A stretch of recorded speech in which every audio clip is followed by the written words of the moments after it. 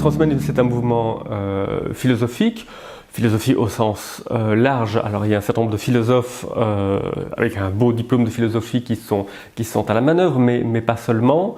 Donc c'est une sorte de conception de la vie et d'anthropologie, de conception de l'humain, qui est basée sur un fait fondamental, c'est que la technique, fin du XXe siècle et début du XXIe siècle, transformera peut-être radicalement l'humain, que ce soit avec la biologie, la génétique, CRISPR-Cas9, etc. Que ce soit avec l'informatique, évidemment, l'intelligence artificielle, que ce soit vraisemblablement avec la robotique, et si on extrapole, que ce soit aussi avec les progrès fulgurants de la médecine, la chirurgie, des prothèses, etc. Alors, on n'y est pas encore, mais on est sans doute, peut-être, au seuil d'une révolution multiple, qui du coup amène à repenser ce qu'est l'humain et ce que sera l'humain dans les décennies à venir. Avec donc le rapport de l'humain à un humain augmenté, le rapport de l'humain à une intelligence artificielle, le rapport de l'humain au robot, etc. Ce qui pose un certain nombre de questions abyssales sur la technique, les sociétés, l'économie, l'éthique, et voilà.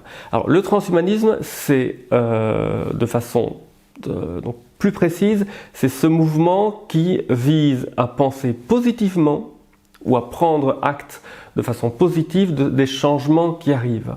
Il y a un enjeu philosophique anthropologique, c'est que si on arrive à tuer la mort, l'être humain n'est plus un être mortel.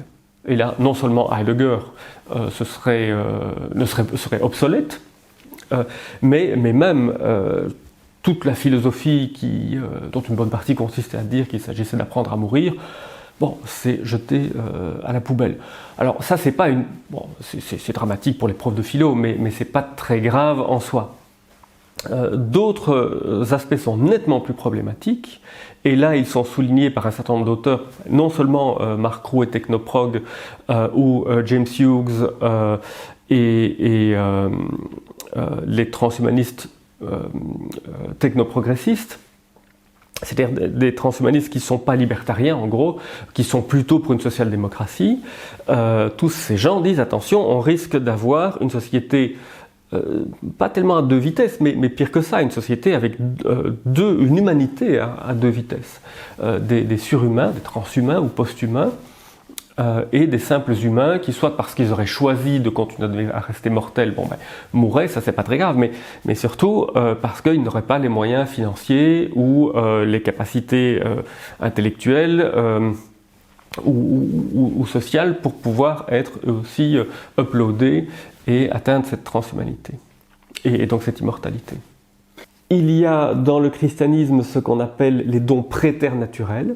Ce sont les dons qui étaient censés avoir les humains avant la chute, l'éjection hors du paradis terrestre. Et ces dons-là, c'est une vie éternelle, il n'y a pas la mort, une connaissance de toute chose utile à une vie bonne, donc une sorte de connaissance, en tout cas très supérieure à celle que nous avons ici, et une morale spontanée.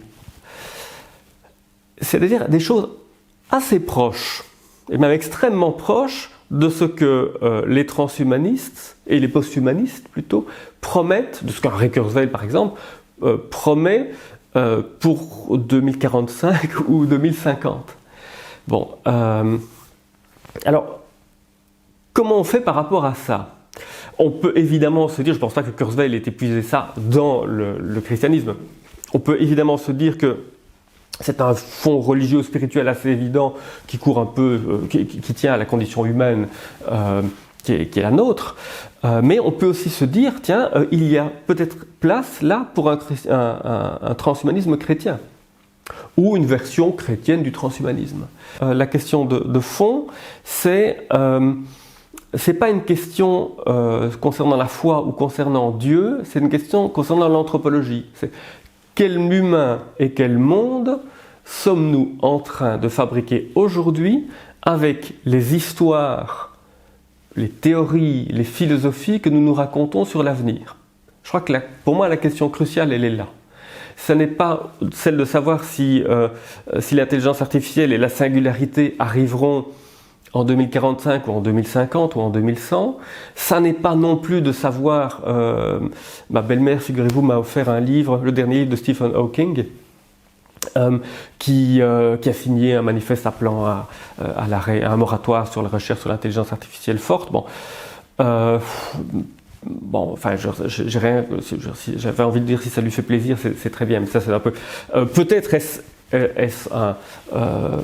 une peur qui sera réaliste un jour, mais il y a un bon nombre de ce discours sur une hypothétique survenue d'une intelligence artificielle forte amène à des transformations, amène à envisager notre présent et à modifier l'allocation de ressources dans notre présent.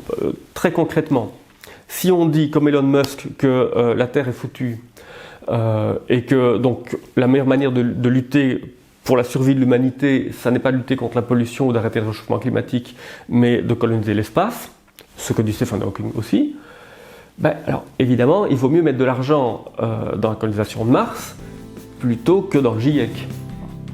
Est-ce que c'est ça qu'on veut ?